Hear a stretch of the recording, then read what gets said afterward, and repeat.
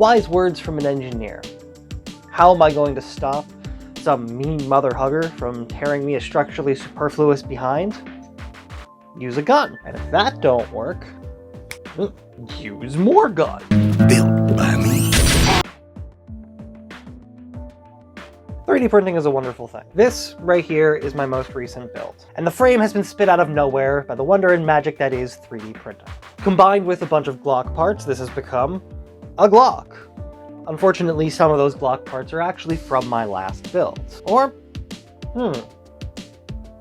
maybe that's thinking backwards. Maybe one of the easy ways to develop guns is to grow guns off of the guns you already have. Because you see this was grown in a lab by an internet shit poster.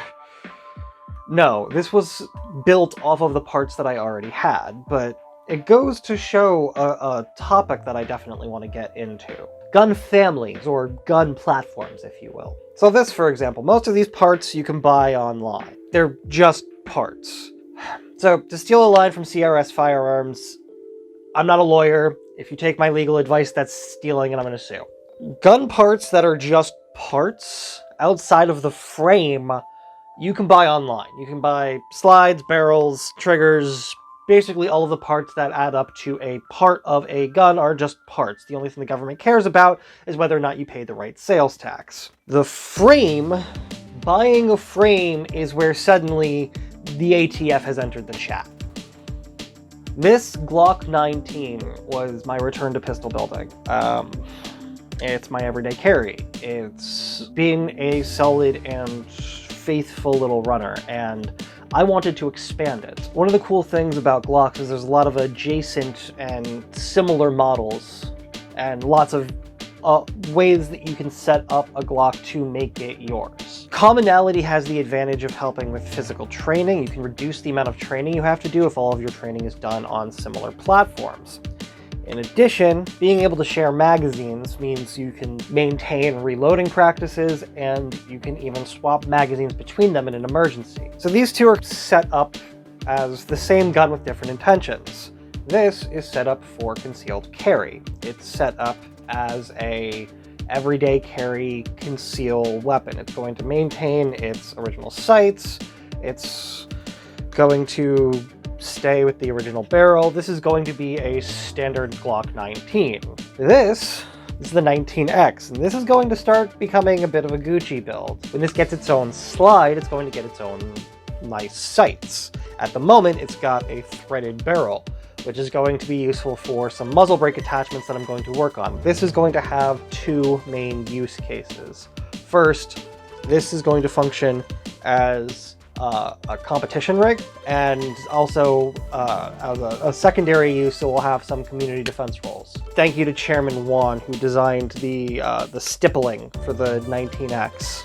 But at the moment, outside of being an incredibly sexy frame and having a threaded barrel and these 20-round Torx mags, which I'm going to be experimenting with because they seem really interesting, but I'm curious how reliable they're actually going to be. This is old news. It's a slightly new frame, the same type of ghost gun that I had in the last video, so I wanted to show you more than that and kind of give you an update on where a few projects are. Because importantly, a lot of my projects, I have been focused on making sure they have an expansion path and a way to grow, kind of things they'll be developing into. Because for all of my projects, I like to see where they're going. I want to make sure that they're developing into something. I like making guns, don't get me wrong, but I also have a direction I want to be heading. I want to be building some very unique custom projects, and a lot of the stuff I want to be working on, it makes sense to have built certain things beforehand to have that experience. And all of the guns that I'm working on right now have a path forward that I'm building with them. First of all, I'm sad to say, despite many failed attempts, and this isn't even all of them, this was partially just me getting one of the materials working, and then I have a couple of these as well floating around. But we've eventually come to the realization that there is no way to have the G2C's trigger pack and the Glock magazine work at the same time.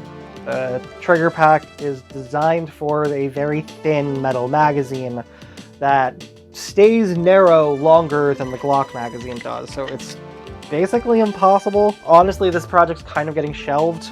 I have a couple ideas for ways forward. All of them are bad.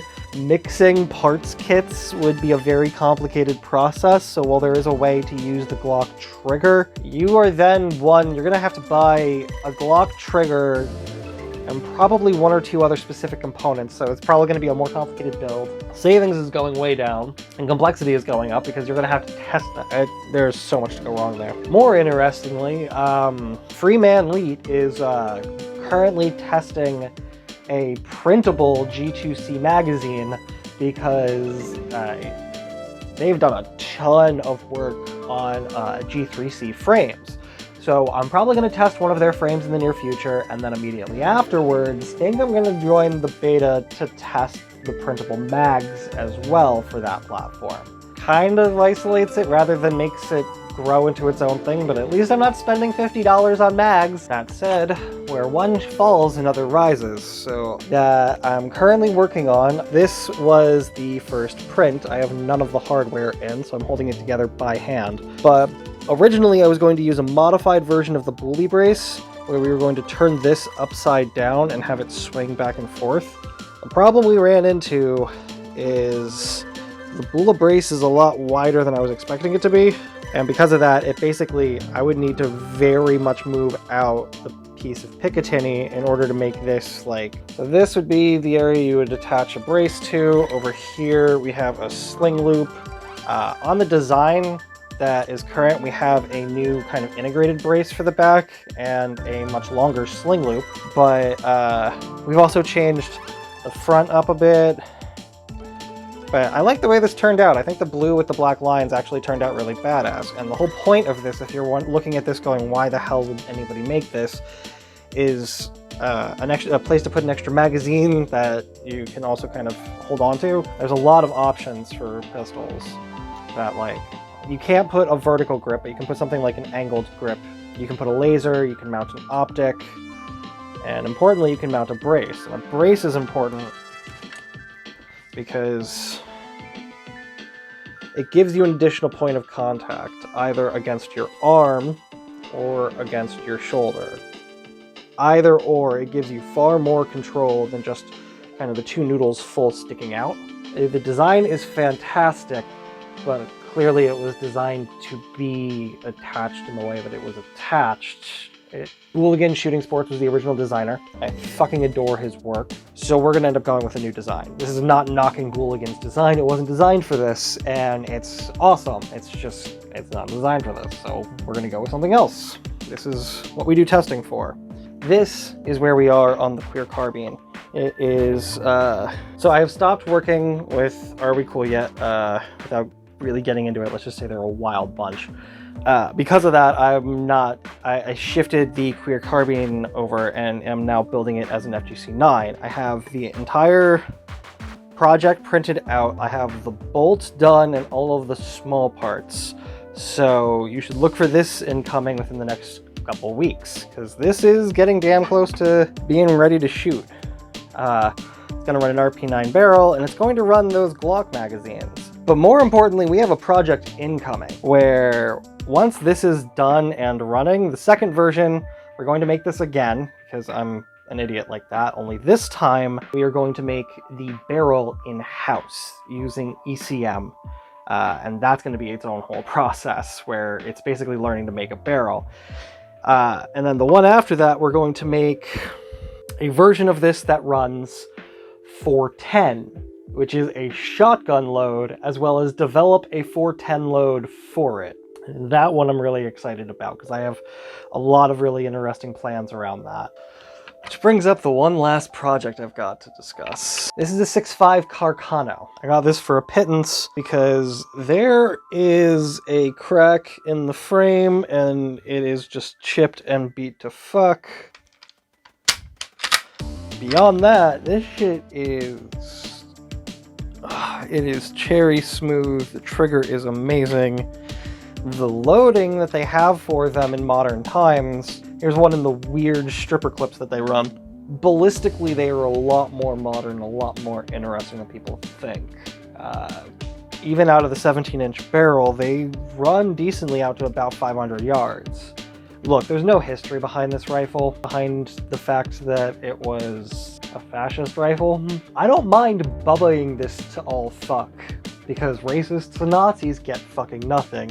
And I'm going to convert this into something that can be used effectively for some target practice and some hunting. Alright, thank you so much for watching, I really do appreciate it. If you appreciated where the projects are right now, and you think the work that's going is looking pretty cool, hit that like button. If you want to see where those projects are going to go, hit subscribe. If you desperately don't want me to bubba that Carcano, hit subscribe and then take out your own Carcano and shoot at your computer until you're sure that my channel disappears. Thank you for tuning in. Keep being dangerous, keep each other safe, and remember, moral doesn't mean legal, and Stonewall was a riot.